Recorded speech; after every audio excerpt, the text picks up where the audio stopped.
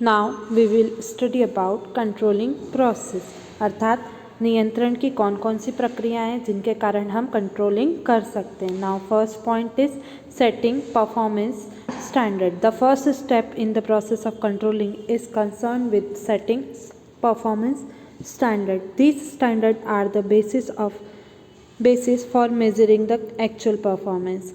Thus, standard act as a lighthouse that warn and guide the ship at sea.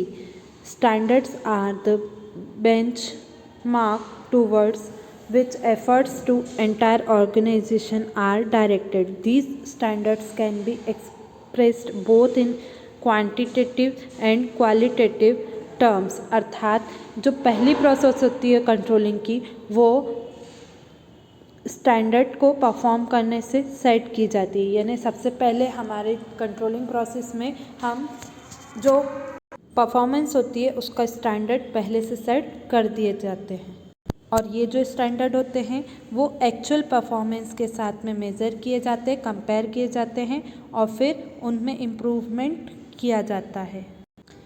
Standard जो होते हैं वो एक लाइट हाउस की तरह एक्ट करते हैं जो वॉर्न करते हैं, गाइड भी करते हैं, जैसे कि शिप को जो सी में यानी समुद्र में जो शिप होता है उसको वॉर्न किया जाता है, गाइड किया जाता है, वैसे ही स्टैंडर्ड जो होते हैं वो एक लाइट हाउस की तरह एक्ट करते हैं जिसको एक्चुअल परफॉर्मेंस के साथ में मेजरमेंट किया जाता है।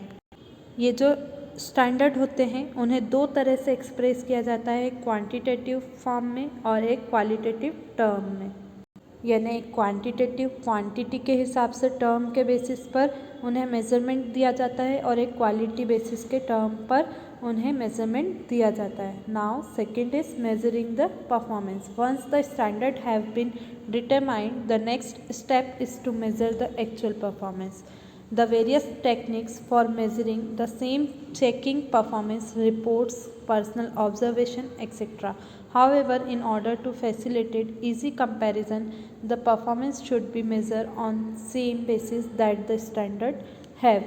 अर्थात जब हम स्टैंडर्ड को डिटरमाइन कर देते हैं, सेट कर देते हैं, तो नेक्स्ट स्टेप आती है एक्चुअल परफॉर्मेंस को मेज़र करने का, यानी एक्चुअल परफॉर्मेंस को चेक करने का।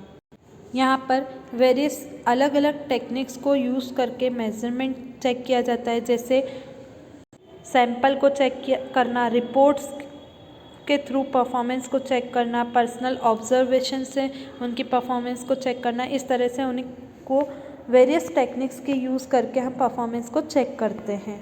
किसी भी कंपैरिजन को ईजीली कंपेयर करने के लिए फैसिलिटीज़ प्रोवाइड की जाती है और उसके लिए ही सेम स्टैंडर्ड पर, सेम बेसिस पर ही जो परफॉर्मेंस होती है उनको भी मेज़र किया जाता है और उसी बेसिस पर फिर उनको कंपेयर किया जाता है। Now the next point that is comparison of actual performance with standard. These step involve comparing the actual performance with the standard laid down in order to find the deviation.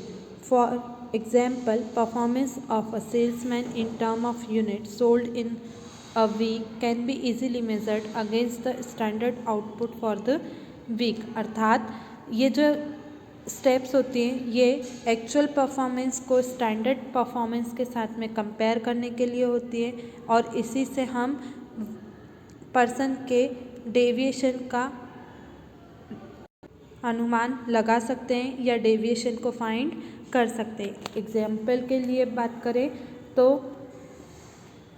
एक salesman की weekly units जो है sold की हुई उसको easily निकाल सकते हैं, यानी एक सेल्समैन की जो यूनिट सोल्ड हुई है वीक में उसको जल्दी से मेज़र किया जा सकता है बजाय कि हम उसका स्टैंडर्ड आउटपुट वीक का निकालें।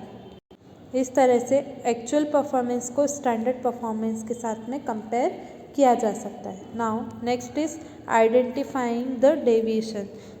Some deviations are possible in all the activities. However, the deviation in the important area of business need to be more urgently as compared to deviation in insignificant area.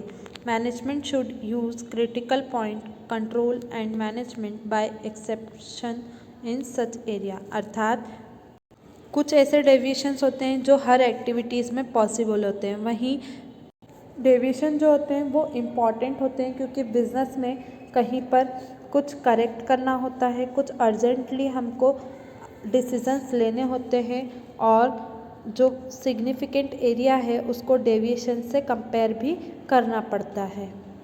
ऐसी conditions में management जो है वो critical points को control करता है और management को एक्सेप्शन में ऐसे एरियाज़ में हेल्प भी करता है। Now next is taking corrective action. The last step in the process of controlling involves taking corrective action. If the deviation are within acceptable limits, no corrective measured is required. However, if the deviations exceed acceptable limits, they should be immediately brought to the notice of the management for taking corrective measure, especially in the important area. अर्थात ये जो corrective action है ये controlling का last process है। इसमें जो भी एक्शंस लिए जा रहे हैं उनको कंट्रोल करना और उन्हें करेक्ट करने का एक्शन होता है, इन्वॉल्व होता है।